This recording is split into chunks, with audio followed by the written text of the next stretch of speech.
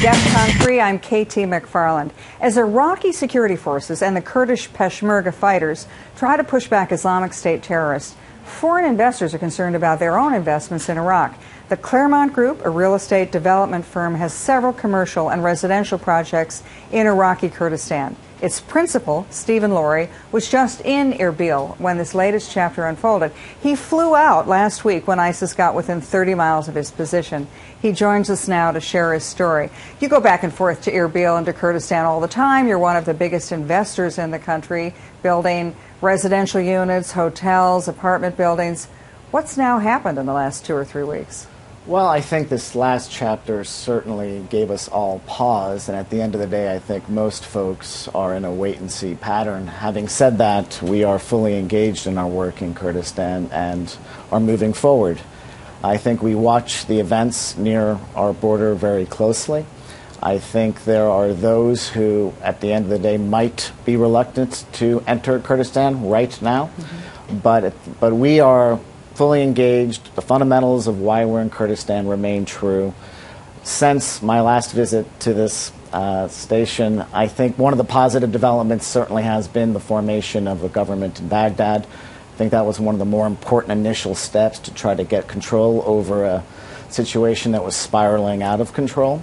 I think the world has seen what Kurdistan represents in a more clear way. I think the Peshmerga is doing everything it can with limited resources to fight this battle with some very not friendly folks, as was witnessed today when we all woke up. I think the U.S. engagement was very important and not a minute too late. In Erbil a week and a half ago, I think there were a lot of folks who were concerned that if ISIS was able to break through those last 2 border towns, they would march on Erbil. And having been there when that happened, it did concern me. I think things have stabilized to a degree in Kurdistan. I think people understand the importance of making sure that the world remains engaged and supports the Kurds in every possible way.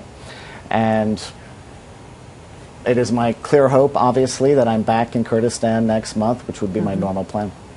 All right, you know, there are a number of American companies as well as international oil companies that are there. Could you give an estimate of how many Americans do you think are in Erbil or in Kurdistan now? Are we talking hundreds, thousands? I would probably put it closer to thousands. You certainly have the employees of various large U.S. companies. You have a lot of NGO representatives. Right. You have a great deal of number of folks at the consulate and related U.S. government agencies. I think now with the large-scale humanitarian effort going as late as today with the UN landing a 747 with much-needed supplies, I think you're only going to see, ironically enough, more Westerners in Erbil right now. And as far as the companies themselves, I think, like I said, they're taking a wait-and-see. They have critical employees in place. Many of our employees are still in Kurdistan.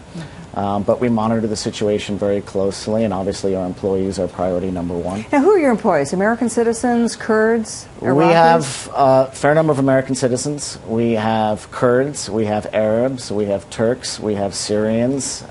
It is an area that, due to the success of Kurdistan as an economy over the last 6 years, have drawn a lot of business people and related professionals, and they are all still in Kurdistan for the most part.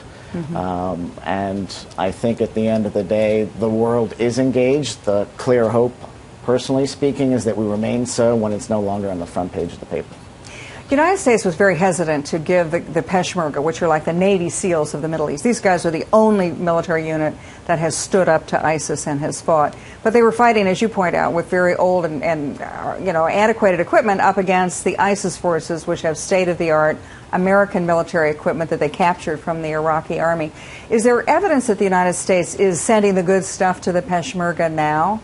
Well, I can only say about what I see in reports, and it does appear as if not just the U.S., but other Western European powers as well as regional powers are making more of an effort to supply weapons to the Peshmerga. What types of weapons, and ultimately whether they are considered heavy military weapons, I don't know.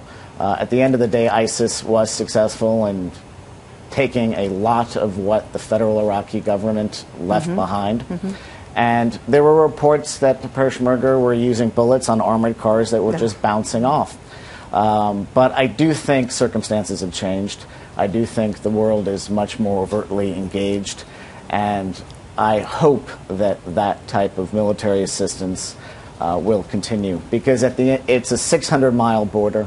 The Peshmerga is stretched thin. I think we see day to day how hard they're fighting.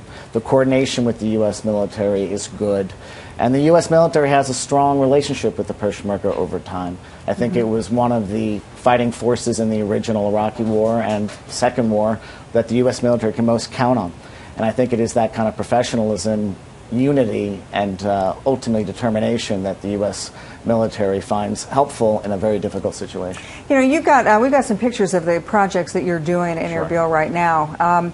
As an American businessman, you're a successful businessman, you live on the Upper East Side of Manhattan, you have the good life. What happens when you wake up in the morning and see a fellow American being beheaded, and knowing that those troops were within 30 miles, I mean literally in the suburbs of the city that you for much of the year call home?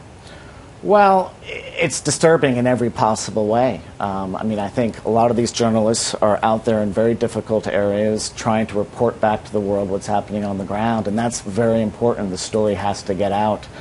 And I'm just ultimately disgusted and disturbed that ISIS would view this as, in essence, a propaganda campaign. And I think really what it is speaking as a recruitment tool for others in the area. The difference here is this is not a scenario where they can point to the U.S. or other international powers invading, bombing, doing something in a Middle Eastern country. This is a clear case of black and white. You have now a democratically elected federal government, a democratically elected Kurdish government, both representing the people, and they have welcomed and asked for this aid. And it's super important that that remains the case.